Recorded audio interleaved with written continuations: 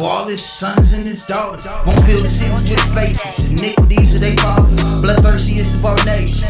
Not for living water, waiting to put that work in. Hamashiach give us that order, prepare slaughter. For all his sons and his daughters won't fill the cities with faces. Iniquities of they father, bloodthirstiest of our nation. Not for living water, waiting to put this work in. Hamashiach give us that order. You feel like you've had racist thoughts? I feel like I've had racist thoughts about everybody. So what are your racist thoughts? What are your racist thoughts? I don't know. You just grow up learning like all this bullshit. Like what? And,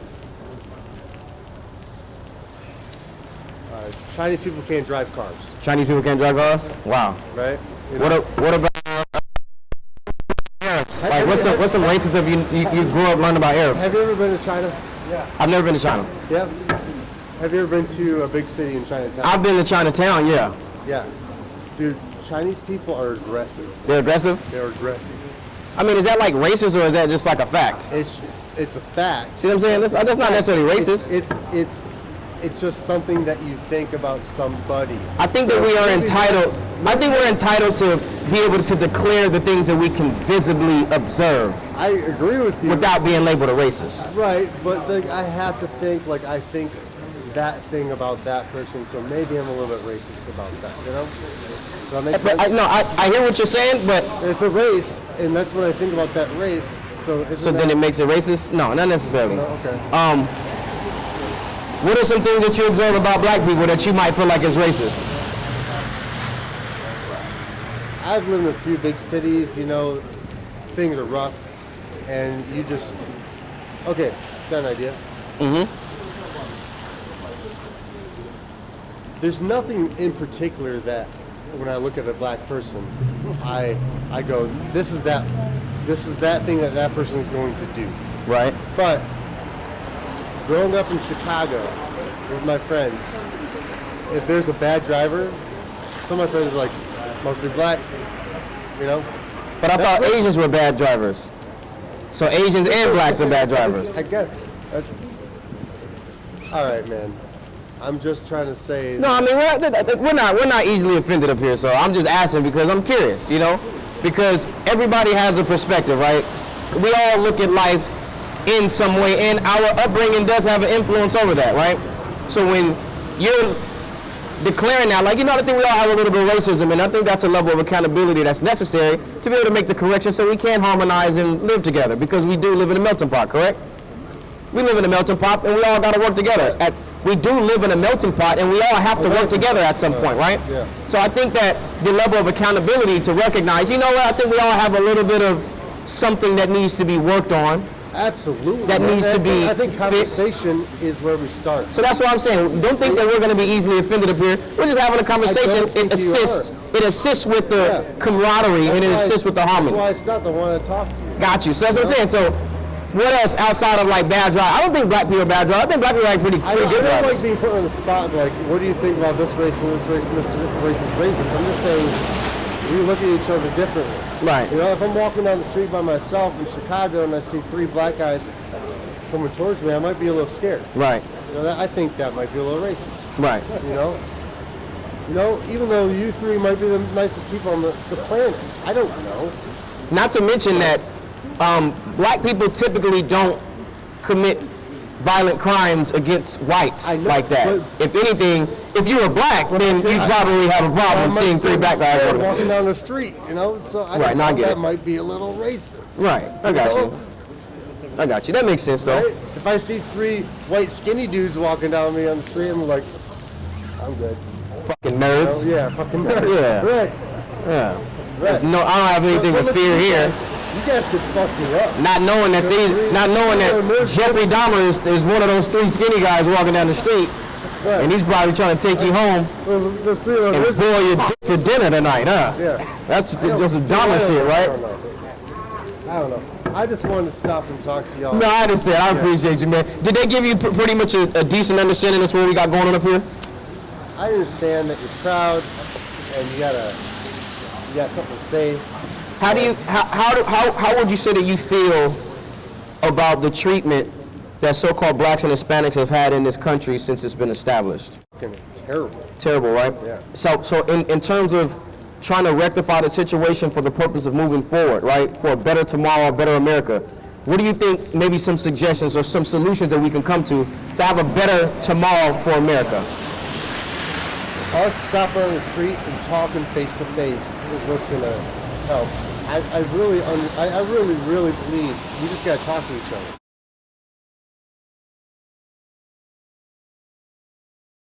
I believe so. And understand each other. I think that gets the ball There's rolling. nothing I can do but stand here and talk to you face to face and shake your hand and tell you that I love you. You know? Man.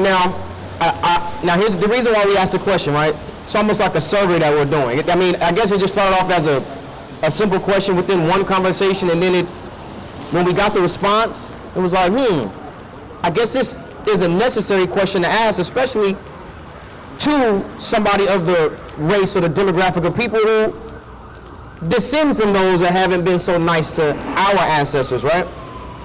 Because we have to move forward in some way. Something has to happen, right? And there needs to be a remedy. There needs to be a solution.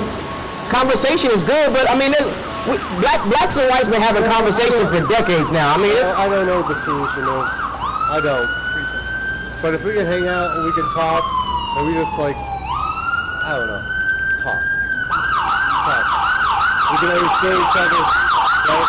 You being a bad guy? I don't know you. I don't know. So I can't make that determination as of yet. And the reason why I say that, or I hesitate to answer, because me and you are men. Are you heterosexual? Yeah. So we're both heterosexual men, right? I'm sure we've met women before that seemed amazing when we first met them. Yeah, I just divorced my wife. You see what I'm saying? After how long? 12 years. 12 years. And she was an angel when you first met her, right? Absolutely. And she became the right-hand man to the devil by the time you were ready to divorce her, right? I don't know, man. No?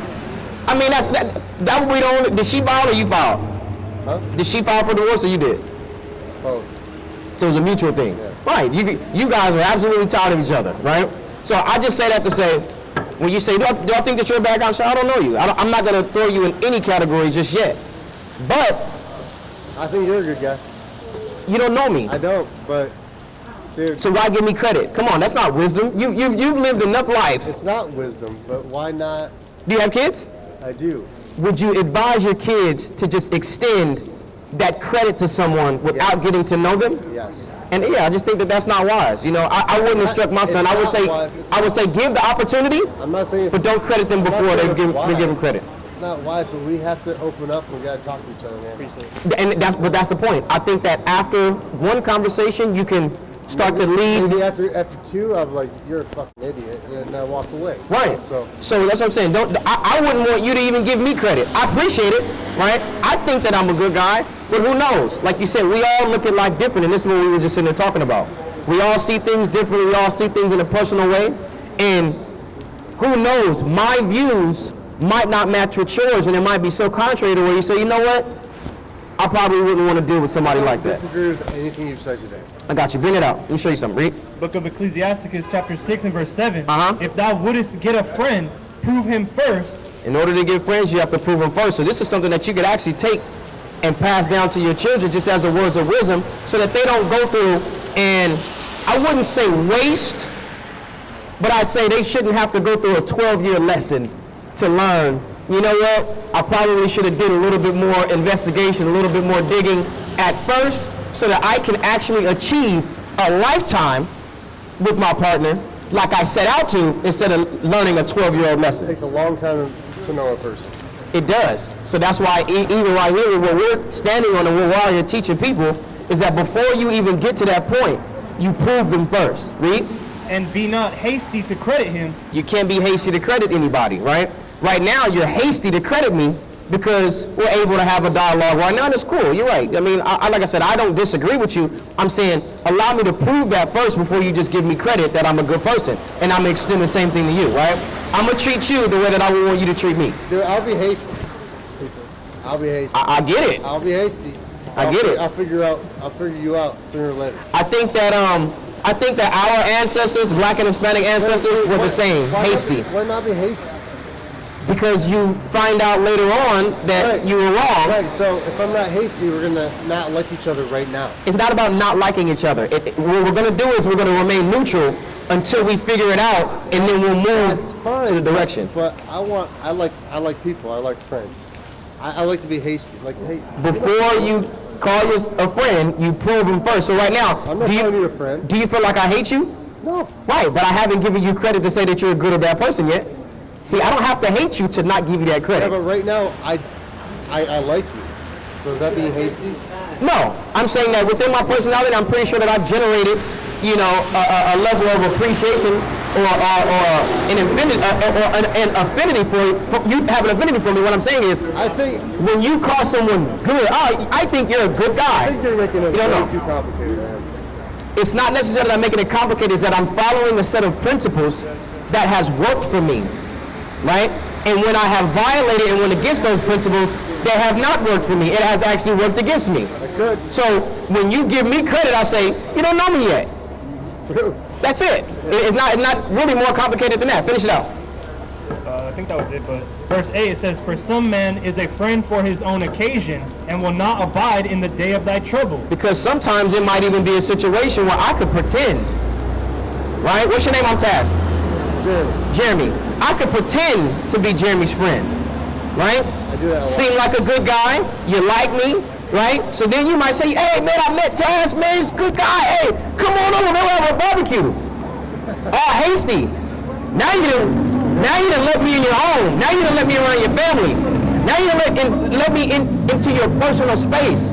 You don't know who I am. No. Like I said, did you watch the Jeffrey Dahmer documentary? Yeah. He was a nice guy. He was buying drinks. He was inviting people over, not knowing he had somebody's head in the damn refrigerator. That's what happens when you move in haste, right? So we're just out here trying to make sure that we establish a foundation and a principle that we go through a step, right? A series of steps before we credit someone. And again, even when we ask you the question, but how do you feel about what has happened and the treatment that Black Hispanics have had in this country since it's been established? Our ancestors were hasty to credit your ancestors, and we ended up with the wrong end of the stick, with the short end of the stick, right? Let me Sirach 27, start at 4. You got a question, Bo? No. Just listening? Right, so I'm explaining to Jeremy here that we shouldn't be hasty to credit people, right, to just automatically call them a friend. We have to prove them first, right? Isaiah 55 and 20. Look, guys, I love y'all. I thought you were out to talk. I've been talking.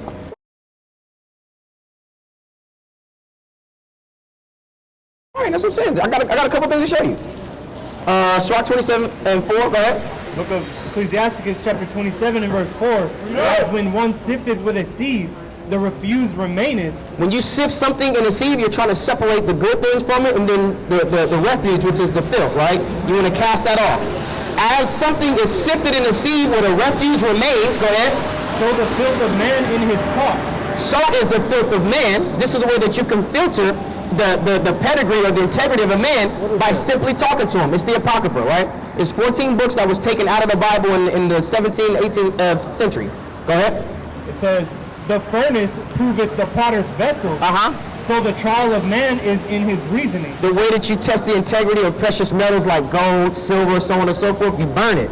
And when you burn it and you melt it down, the pureness of the gold separates from whatever it was cut with and all the extra stuff, it separates. That's how you can do it. Yeah. And you can determine that by just simply having a conversation with a man. I'm gonna walk. Why, what happened? I thought we were having a good time. I thought you liked me, Jeremy. I do like you. All right, I got a couple things. Can I show you a couple things? And then I got you. 2 seconds, 2 minutes. 120 seconds. 120 seconds. You got that. What do you have to do? You're having a good time with a good guy that you like. That's 100 seconds. No, 120 seconds is 20 minutes. It's 2 minutes. Go ahead. Verse 6, I can read, write, and I'm pretty good with arithmetic. Read out. says, the fruit declareth if the tree have been dressed. So is the utterance of a conceit. The fruit of a man declares whether or not the tree has been dressed, has been tended to, is of good stock. The fruit that it produces is going to show you the type of tree that it comes from. Read. It says, so is the utterance of a conceit in the heart of man. Go ahead. Praise no man before thou hearest him speak. Do not praise anyone before you hear him speak. Go ahead. For this is the trial of men. This is the trial of man. Isaiah 55 and start at 20. Read.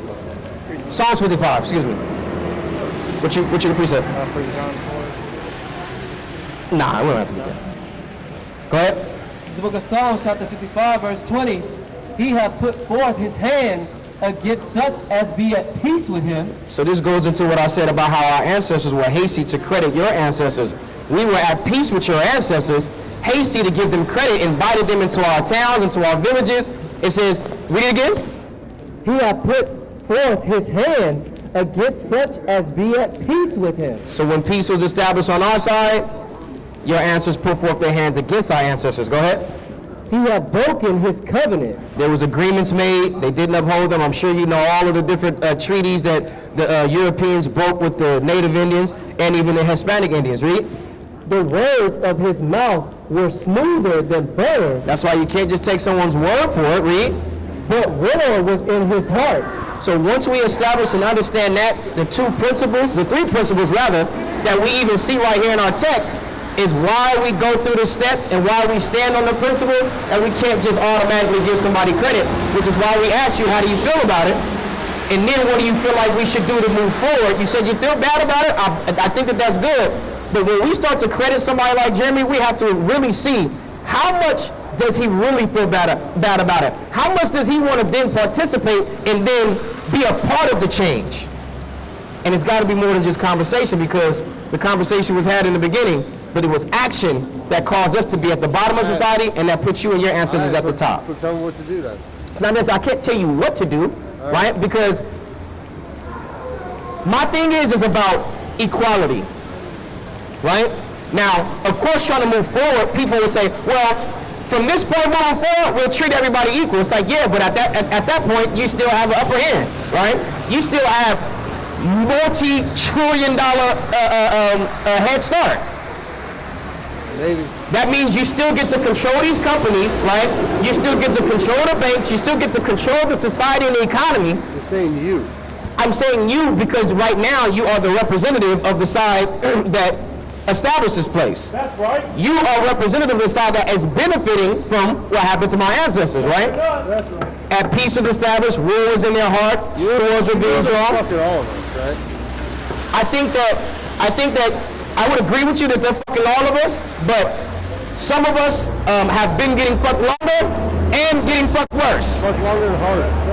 Longer, harder, and worser, right? Right. So if you're getting fucked, it's almost like you like it. We're getting fucked involuntarily. What reason would you say you have to be getting fucked? Excuse me? What reason would you say, because you say they're fucking all of us. So what is your reason for getting fucked? Because ours is, they rape, robbed, and murdered us. I don't have a reason. See what I'm saying? You see the difference between the two? And it's not that I disagree with you, it's just that from my perspective and my side of it, when I recognize, damn, Jeremy's getting fucked too. I wonder why though. This is his playground, this is his world. Everything is set up to benefit you. Your ancestors came over here for you. That's right. Why aren't you benefiting from it? That's right. Guys, It's a simple question. I'm saying it's a perspective. I'm not saying that it's right. I'm just curious, because when you say, you know, if they're fucking all of us, I'm like, you're right. So why your side? I know my side. We didn't have a choice. We didn't have a choice. They beat our ancestors so badly that our foreparents, our grandparents, literally taught us guys, and conditioned and instilled in us to be subservient to people like Jeremy. that shit. Were you brought up that same way? That shit happens. It's gonna keep happening. We're all gonna keep getting fucked. No. So how do we fix it, Jeremy? Good question. That's a really good So what our solution to the matter is that the way that we make things right to move forward into a better tomorrow, the people that are at the top, that have been out here fucking people around, they have to come down. And guess what? When they come down, Let's bring them down. but then who are we gonna put in their place? Give me the same fucking people. That's the point. Yeah, that's the problem. But that's the point. That's the fucking problem. Which means what? We gotta burn the entire infrastructure down. Let's do it. But my God already said that he was gonna do that.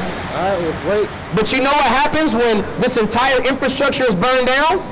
You catch some of the rebuke as well. You catch some of the judgment as well. You want to know why? Because the stolen property the iniquity of your forefather is now found in your hands. You got that, Isaiah 14? I'm okay. Bring it up. I'll die for it. I'm going to show you. Go ahead. This is the book of Isaiah chapter 14, verse 21. Prepare slaughter for his children. It says prepare slaughter for his children, read. For the iniquity of their fathers. So Jeremy, if you say you'll die for it, just get ready. And I'm going to tell you this, when missile fire is raining down, that damn umbrella ain't going to do nothing for you, buddy. Oh, praise to the Most High God. Keep reading.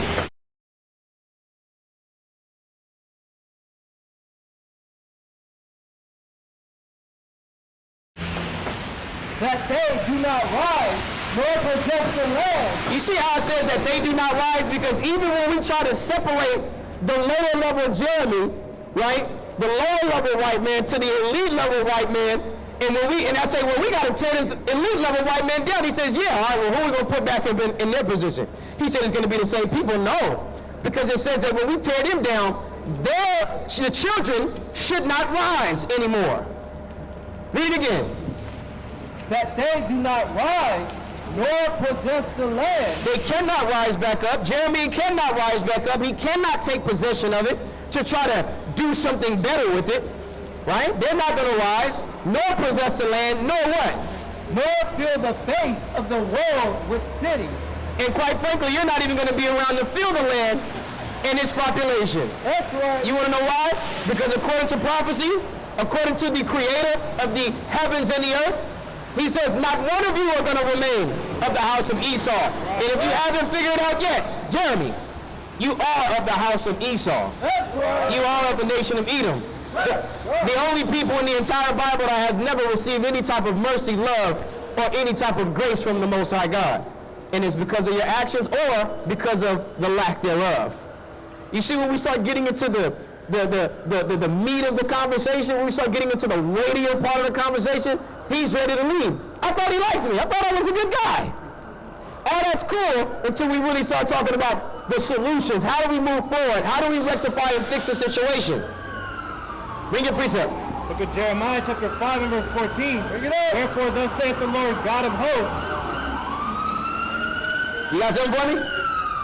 You got lost? Let me know where you're going. I know San Diego real well. You know somebody's flustered, man, when you got them walking the wrong way. Right? That means he just, hey, listen, I'm going to put the little sound effect. You know, we know when they skedaddle. You know when the damn cartoon, they skedaddle, where they running in place real quick and they finally hit the ground and they take off.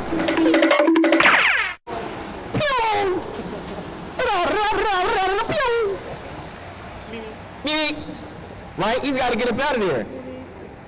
And watch this. I love when that happens because we weren't mean at all. We weren't arrogant. We weren't belligerent. We weren't aggressive like he said Asians are. We want none of that. I literally agree with him with a lot. I gave him dap. I introduced myself formally, right? He didn't care. We made sure we had a decent conversation. It's just that when we get into the heart of it, the serious matter, now somebody wants to leave, but it's like, well, I thought you cared. I thought the whole purpose of you coming up here was to talk. Get that, you hold that. You got a precept too?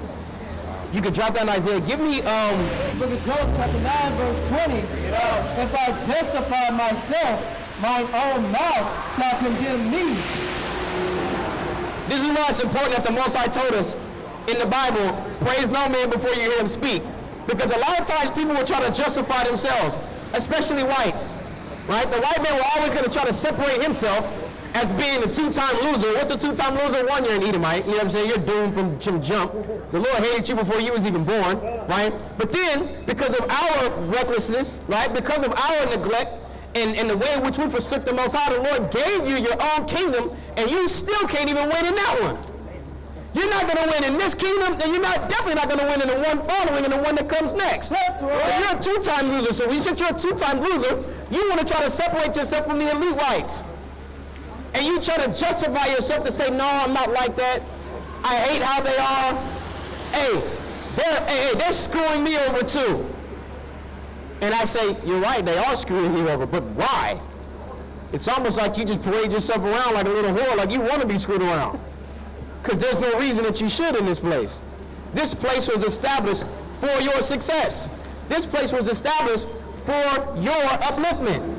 So if you are in a place that's literally laid out for you to win, and you still losing, then that's not nobody else's fault, but your own. And you try to justify yourself, but in justifying yourself, your own words turn around and condemn you. Because if the whole reason why you came up here to talk to us is, one of the reasons why you stopped us to talk to us, then when we start getting into the conversation, now you want to scurry off and run? You sound like a hypocrite. You sound like somebody that says one thing and then does another. Which means, guess what, Jeremy? You're exactly like your ancestors. You're exactly like the people that sit in high places, and there is no difference between you two. That's why you're going to get the same judgment. That's why you're going to get the same punishment. That's it on that. Go ahead. Book of Jeremiah, chapter 5 and verse 14. That's right. Wherefore thus saith the Lord God of hosts, because you speak this word. As soon as we start bringing the word out, as soon as we start going into the scriptures, now he's ready to leave. Because we speak this word, read. Behold, I will make my words in thy mouth fire. The fiery flame of the word of the Most High God. It's literally spewing out of our mouth fire when we speak the word of the Lord. Read. And this people would. And the people that is on the receiving end, those that are reprobate, those that are negligent, those that are outside of the fold, they are going to be wood. And we know what fire is going to do to wood, the same thing that the Lord prophesied to happen to the entire house of Esau by way of or via the northern and the southern kingdom, you blacks, Hispanics, and Native Indians. Right? And it shall devour them. And it's going to devour them. So that's only a precursor. What Jeremy is experiencing on the inside right now is only a precursor as to what's going to happen to his entire person and all of his counterparts, all of his constituents. Go ahead. Book of Obadiah, verse 18. Read. And the house of Jacob shall be a fire. House of Jacob is going to be a fire, right? Because we're going to possess the Spirit of the Lord at that time. At the time that the house of Jacob is going to be a fire, read. And the house of Joseph a flame. And at the time that the house of Joseph is going to be a flame, this is at the time where the Most High God, up and now where Yahweh is his name, will put his spirit and his anger on his battle axes and his weapons of war, which are the children of Israel, known today as blacks, Hispanic, and Native Indians. That's when they're going to become a fire and a flame. Go ahead. And the house of Esau for stubble. The house of Esau. Jeremy going to get caught up in that, and all of the people that he feels like is screwing them over is going to be caught up into that. They're going to be stubble. The same way when we speak this word into him, he became of the tree bark, right? He became of the shrubbery that just burns up and is consumed by fire. Go ahead. It says, and they shall kindle in them and devour them. It says the fire is going to kindle in them and it's going to devour them. Go ahead. And there shall not be any remaining of the house of Esau, for the Lord has spoken it. The Lord has spoken it. The Lord has declared it. Jeremy, take note. All right? And everybody else that's of the same lineage and in the same nation that Jeremy is, take note. The Lord has already declared it. The time is going to come where fire is going to rain down and judgment is going to be brought to you by way of so-called blacks, Hispanic, and Native Indians, the true children of Israel that you read about in the Bible. All praise to the Most High God. For all his sons and his daughters won't fill the cities with faces. Iniquities of they father, bloodthirstiest of our nation. Not for living water, waiting to put that work in. Hamashiach give us that order, prepare slaughter. For all his sons and his daughters won't fill the cities with faces. Iniquities of they father, bloodthirstiest of our nation. Not for living water, waiting to put this work in. Hamashiach give us that order.